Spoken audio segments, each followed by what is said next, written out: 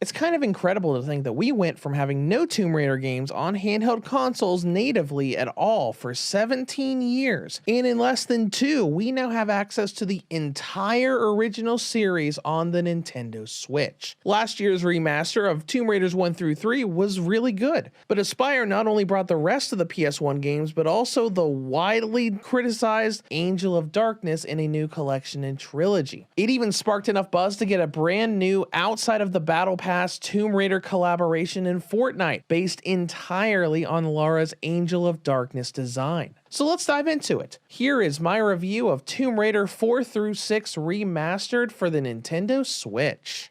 When it comes to story, this collection covers Tomb Raider 4, 5, and 6. 4, The Last Revelation, has Lara Croft going on an adventure to keep an Egyptian god from being reborn into the world. While Chronicles is a sort of anthology of stories throughout Lara's life, this includes a neat little adventure set before the original Tomb Raider that brings back minor antagonists Pierre and Larson. And finally, we have Angel of Darkness, having a very rusty Lara being accused of the murder of her old mentor, going on the run in the streets of Paris, tracking down the people he was working with and finding a way to clear her name. Now, with plot, not a lot has changed here. All 3 games are pretty decent with their story. 4 is definitely the best of the 3, and Angel of Darkness is, well, Angel of Darkness. That game's story is a lot more expanded, but it's also brought down by the constant slow dialogue choice scenes. While a lot of Angel of Darkness's background dialogue has been restored in this remaster, we sadly still don't have that one deleted scene you'll find floating around the internet that explains where Lara was between the events of 4 and 6. I mean, I did overall like Angel of Darkness' story. We barely got any story at all with Lara in the first 3 games, and Angel did add a huge amount of dialogue and cutscenes past Lara's little quips towards characters like Larson. I did enjoy her darker and more edgy attitude. When it comes to gameplay, this is a collection of 3D action adventure games filled with puzzles and enemies. As you play, you'll be walking around tombs, hidden civilizations, and the grimy backstreets of Paris, platforming around and gunning down the occasional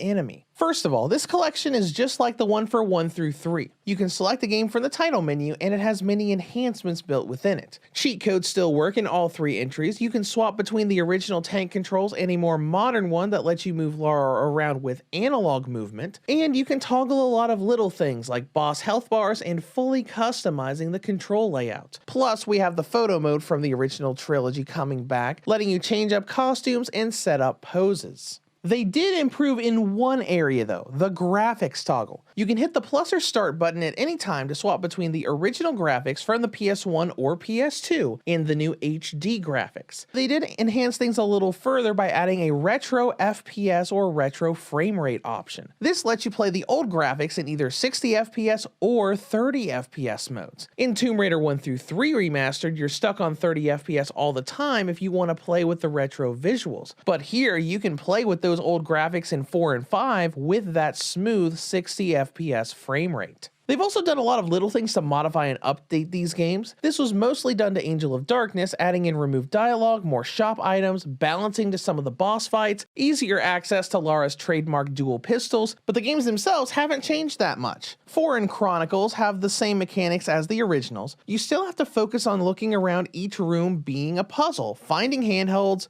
interactable objects, and pickups that you need in other rooms in order to progress. And just like before, if you want to play with the modern controls, you'll have to make a little bit of an adjustment. You still need to hold a button mid-jump to be able to grab a ledge, though you don't need to hold the grip button to stay hanging like you do with the tank controls. You still have the Y button to be able to walk and set up jumps properly, especially when you have all of the weird camera angle changes of Chronicles that are absolutely there specifically to mess up your jumps, but I will admit there are areas where you simply cannot use the modern controls for everything.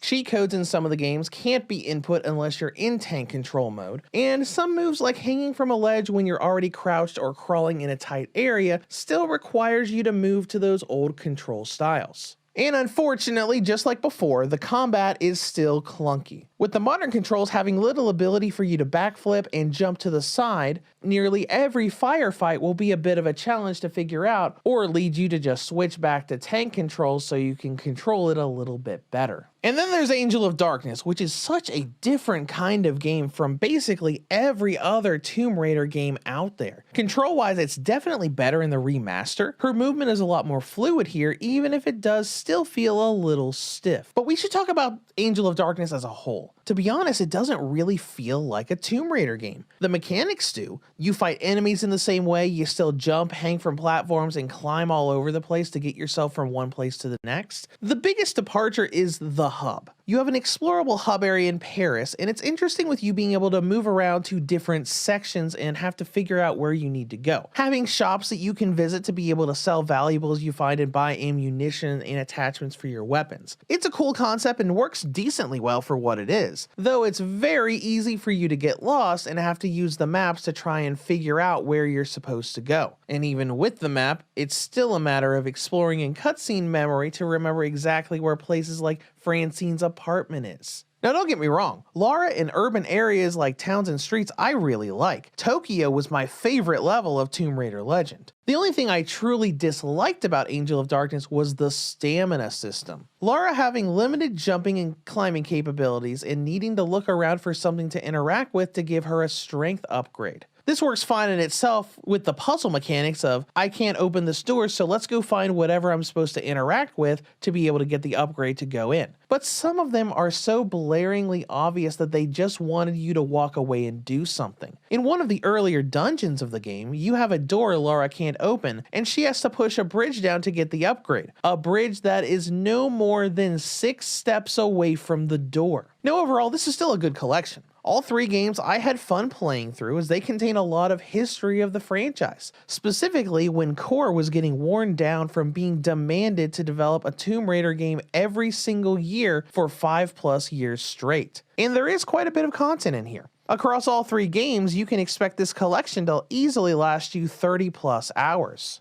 Next is presentation, which looks good. The remastered visuals are very clearly designed after the ones from the first collection, and they still look great. Tons of smooth and detailed things in the background, from being able to read many of the items in the background to pre-rendered ones like the Colosseum from Chronicles being a fully made 3D model now. The only nitpick I have is the character models in Angel of Darkness. Many of them look a lot better with the HD graphics, and it did wonders for the game's textures. But some of the NPCs don't really change. When you look at characters like Janice, she looks so much better in the remastered visuals. It's like night and day. But when you get to see Francine, her model doesn't change at all. It looks exactly the same in both graphics modes, especially when she's next to Lara, when Lara's model looks so much better. In terms of performance, the load times in this game are a little bit weird. When navigating between titles on the main menu, the 4 through 6 collection takes about 6 seconds to navigate from title to title, while 1 through 3 remastered is maybe 2 seconds. And going into the item screen in Angel of Darkness from gameplay takes quite a few seconds, much longer than the near instant way you can in Tomb Raiders 4 and 5. I'm not saying this is a huge gigantic problem, but it's a bit of an annoyance and something I noticed immediately when I streamed this collection shortly after release. Moving on to frame rate,